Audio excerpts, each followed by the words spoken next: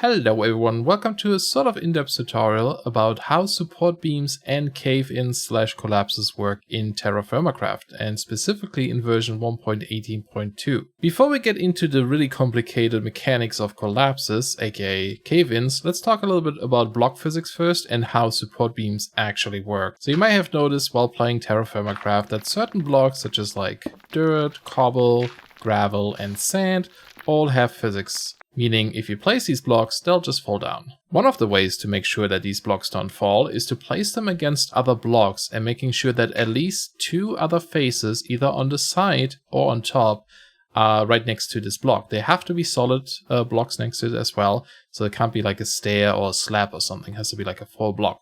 So in this case, we have two of these touching this dirt block and it's staying in place. If I would remove one of them, it will fall down again. Same if I just place one at the top and at the back, it will also stay in place. Now, no matter how many faces you have or blocks you have next to this, if you break the bottom one, it will always fall. So that gives you the option to place these blocks in a certain way to prevent them from falling entirely. But of course, if, for example, you would break a certain amount and you only have one block next to it, it will fall again. The other way, and probably the proper way of supporting falling blocks, is using support beams. These are pretty cheap to make once you have a saw, so you can't make them before you get any metal. But once you do, they're pretty cheap. It just requires 2 blocks. And basically, if you have enough in your inventory and you right-click a floor block, it will automatically place a 3 tall support beam like this. Now, these in itself don't do anything. However, if you have at least 1 block gap and then place another 3 tall support beam like this, and then right click between these two, it will create a horizontal support beam. Now these are the important ones. As long as you place a falling block within a 9 wide, 3 blocks tall and 9 I guess deep area, the block will be supported. So indicated on the floor here is the range, so any like 4 blocks, so I can go 1, 2, 3, 4 up to there. Any other block after that will fall. As well as we can place one here, here, and here. So on the block level that the horizontal beam is, one above and one below, and it will also keep the block floating. And again, we can build out from this up to 4 blocks, and then it will start falling. And as well, if you build up too far, it will start falling. You can also space out the vertical support beams up to 7 blocks. So if you try this, this should be 9 blocks, and I try to click, nothing will happen. 8 blocks, nothing will happen. At 7 blocks, however, we will place a 5 wide horizontal beam like this, and now you can cover much more ground with these. And on top of that, you can also place these beams on each other and create these larger areas that actually cover quite a bit of areas. So if you look at this, considering that the block above is supported, the one below and the one on the same level and the one below, then this horizontal beam covers all of this, but the next horizontal beam now covers the one above, same level, below, and you don't leave any gaps in between, so all of these are like areas where you can place blocks that won't get affected by gravity. Alright, let's finally talk about cave-ins and collapses. Are you ready? This might be a bit complicated. If you play this mod like normal Minecraft, you might go caving, punch a few blocks, and suddenly cause a cave-in that may almost kill you. The very first thing to understand is that there are 3 different lists of blocks that do slightly different things but may look the same. Let's focus on the first 2 for now. There is the list of blocks that can trigger collapses, and there is a list of blocks that can start a collapse. Any block that can trigger a collapse is either a raw rock, a hardened rock, or an ore block. Any block that can start a collapse is only the raw rock and the ore block, so not the hardened rock. This might sound confusing right now, but we'll go over what exactly the difference between triggering and starting a collapse is, and why the hardened stone is so different.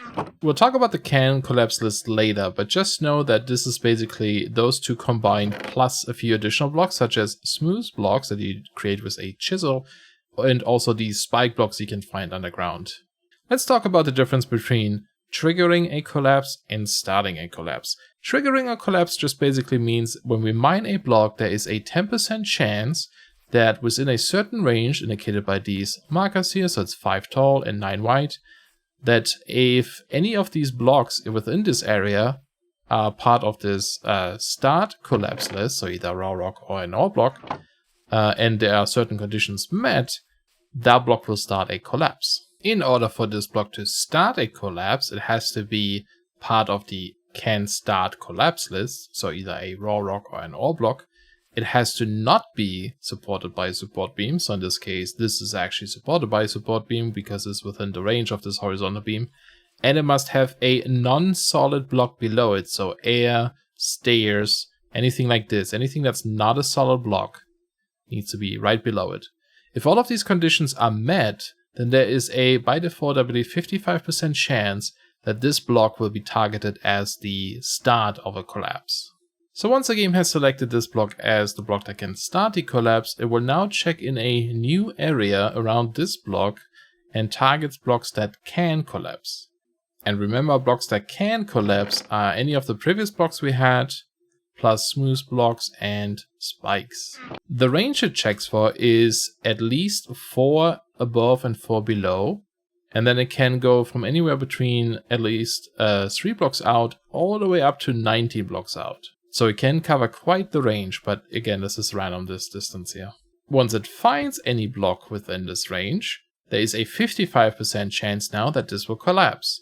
At this point, even support beams will not prevent this block from collapsing, it will just fall. So this also means that support beams will not prevent blocks from triggering collapses. They will, however, prevent from starting collapses if the other conditions are met. And again, it will not prevent anything from falling once it has been targeted as something that can collapse. So let's just try out a few examples and actually see this in action. Let's assume we have a raw block here. It has a non-solid block below, aka air in this case, and it's not being supported by any support beams. If we go and break a block that is within the 9x5x9 area that the blocks that can trigger collapse need, if we keep breaking this block over and over again, eventually we will start a collapse on the block on the right side.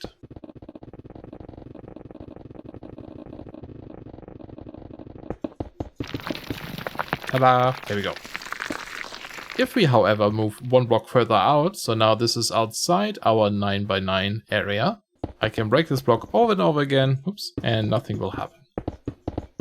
Everything is safe.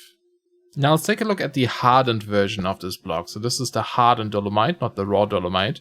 If I now try to break it, break another block that can trigger a collapse within the 9x9 area, even though the raw version would have collapsed by now, the hardened one does not, because it is not part of the can start a collapse list. Now what are these hardened blocks anyway?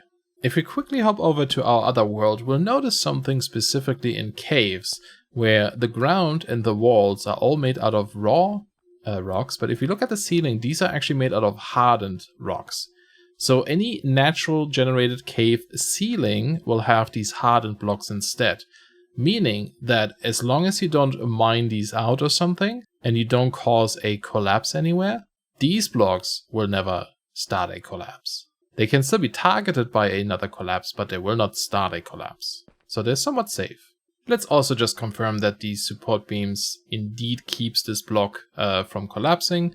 We will place a raw version here. It is within the range of the support beam, and we will break another raw block within the range of a trigger block. And as you can see, no matter how often I break a block within the same range, about within the 9x9x5 cube, it will not start a collapse because we are supporting this block with support beams. And just to confirm that support beams do not prevent triggering a collapse, we'll have a support beam here. This block is well within the range of this support beam. This one is not within this range of this support beam. And if we keep breaking this one, it will still eventually cause the block on the right side to fall. Took a bit, but there it goes. And then the last thing we can check here is if we break this block to trigger a collapse, targeting this block, which will then start a collapse. It should target these blocks that are at least within 3 blocks range, like we said over there, and it should, have a chance to collapse these as well. So let's keep breaking this one here. There we go. So even though this block didn't fall, it did start the collapse, making these blocks fall. So there is still a chance that this block would not be targeted by the actual collapse, but it can still start a collapse nearby. And I'm also going to put some support beams in here. These blocks are within the range of these support beams. This one is not. There we go. So even this one collapsed this time. So the support beams do not prevent collapses. There are a couple of other things to note. For example, ore blocks. They all come in different qualities: rich, normal, poor. If a ore block is being collapsed, it will actually degrade in quality. Okay, we just triggered the rich copper ore to fall, and we end up with a normal dolomite copper ore at the floor. And this will keep going until it eventually turns into cobblestone. And there we go. I know it was a little bit complicated. Hopefully some of this got cleared up though.